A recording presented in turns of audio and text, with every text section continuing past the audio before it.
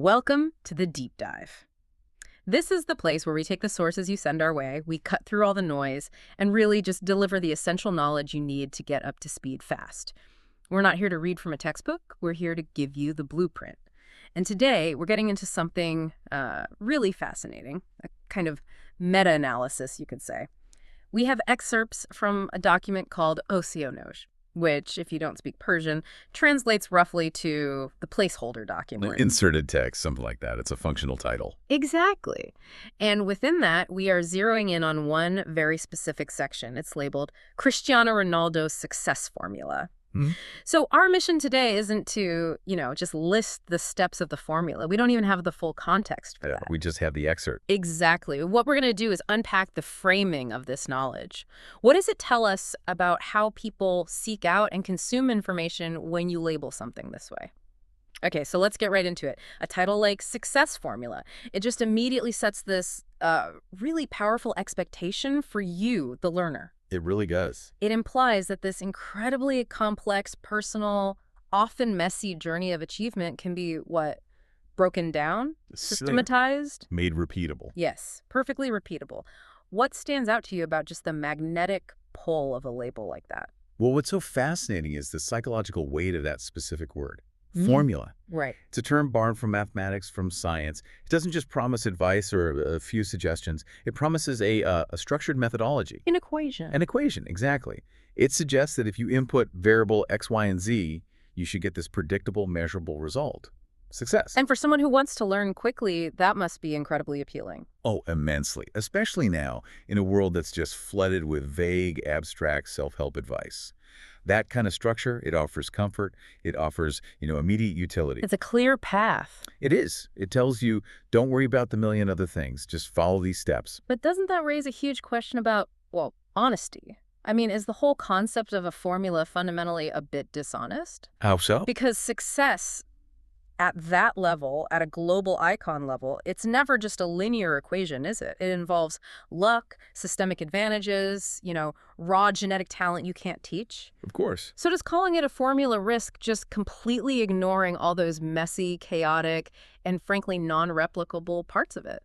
That is the essential critical lens we have to apply, and you're absolutely right. It definitely carries that risk of oversimplification. Okay. But if we look at this from the perspective of, say, knowledge transfer, the value of codification often outweighs that philosophical risk. Codification. So turning messy knowledge into a clear set of steps. That's it exactly. It's taking something dense and disorganized, like a chaotic 20-year career, and turning it into an actionable sequential process. Ah, okay. Like a recipe. A perfect analogy. Think of a master chef. After 30 years, their knowledge is vast, it's intuitive, it's chaotic. A formula turns all that chaos into a single, repeatable recipe for you. I see the appeal in that. It gives you your place to start. A good formula, then, it wouldn't just be about what Ronaldo does on the pitch, but it would have to be about the invisible habits. Precisely. The things nobody sees. The routine, the recovery, the tiny little gains in diet or sleep. Yes. If we assume this is a well-written formula, it's not trying to make you as physically gifted as Ronaldo. That's impossible.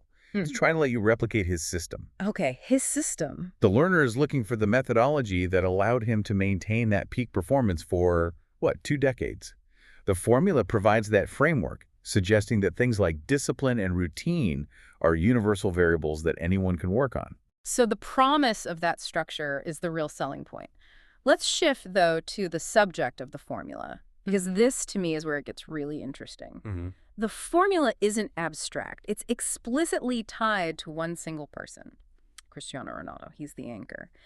If the goal is just universal principles, why not just present them on their own? Right. Why not just call it the principles of achievement? Exactly. Why anchor it to a specific high-profile athlete? Why not a CEO or a scientist or even just a composite figure? What does the figure of Ronaldo himself bring to the table? Well, using a globally recognized name like Ronaldo is, it's a brilliant communication strategy. It just resonates with you, the listener, in a way an abstract concept never ever could. It's more memorable. So much more memorable. If I offer you a document called The 7 Principles of Sustained Excellence, you might forget it in an hour. Yeah, probably. But if I give you the secrets of a champion and anchor it to this concrete example of undeniable, visible success, Yeah.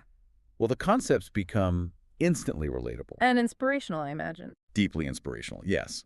Ronaldo represents this mix of extreme dedication, physical peak, and commercial longevity. So when you attach a formula to his name, the principles sort of inherit the weight of his entire story. It harnesses aspirational psychology. It makes the goal feel tangible. You can actually visualize the discipline.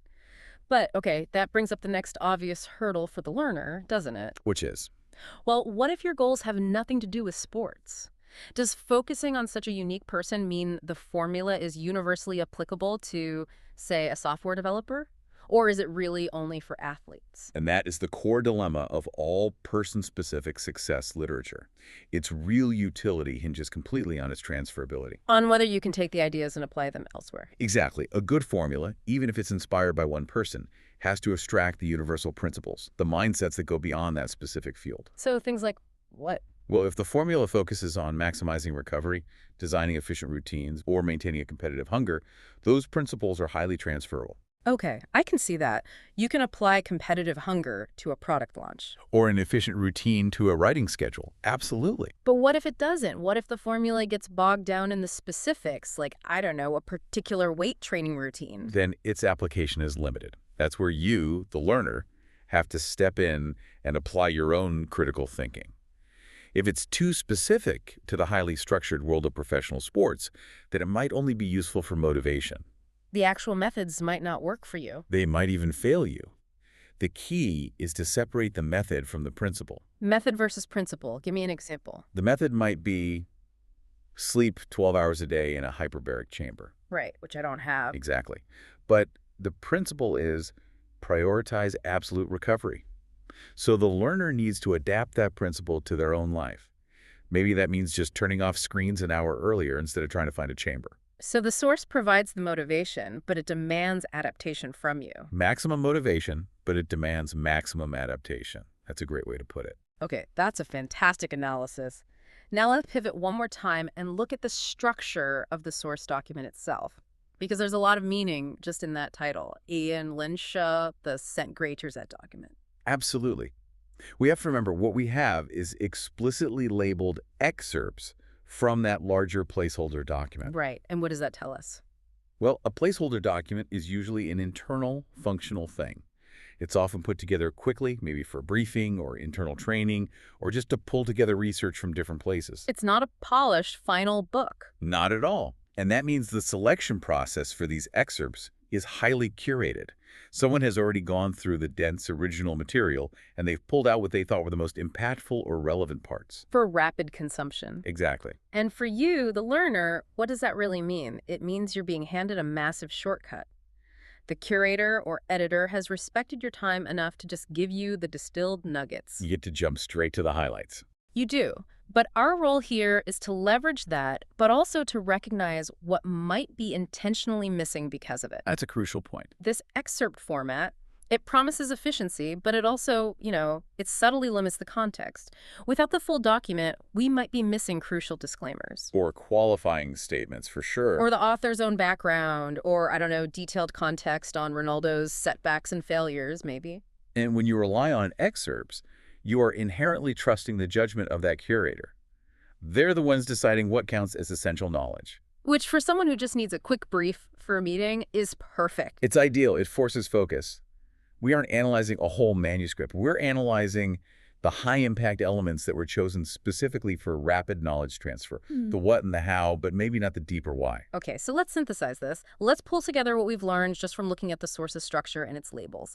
We've actually uncovered 3 big insights about how success knowledge is packaged. Just from the labels alone. Just from the labels. So first, the goal is framed as structured, repeatable success. That's because of the loaded word formula.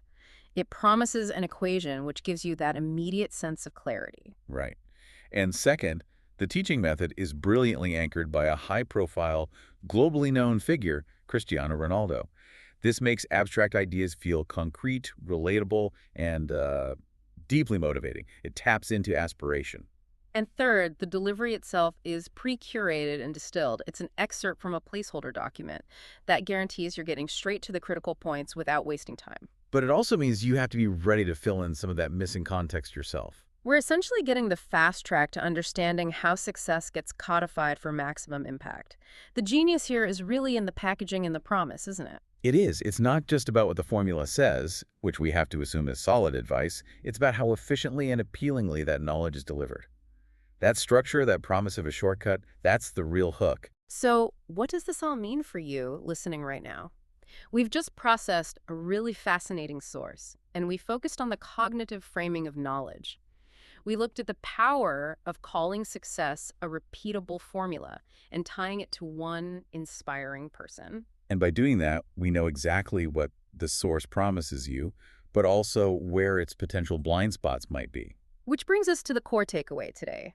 By examining how knowledge is structured and labeled, whether it's a formula or an excerpt, you gain insight into how complex ideas are engineered for quick assimilation. The real success formula for you, the learner, isn't just what's in the document. It's developing the ability to critically look at any packaged knowledge and figure out what's reliable, what's adaptable, and what's actually useful for your own goals. You move from being a passive reader to an active analyst. That's the key.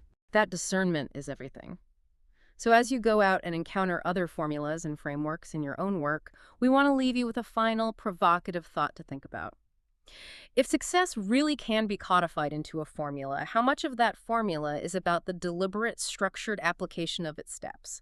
The sheer gritty effort versus the inherent, unteachable factor of pure talent that someone like Ronaldo just has. That distinction between effort and gift. Exactly. Yeah. That distinction, which wasn't in the excerpt, is probably the most crucial question anyone trying to implement a structure like this has to answer for themselves. That's it for this deep dive. We hope you feel thoroughly informed and ready to think critically about the next formula you encounter. We'll see you next time.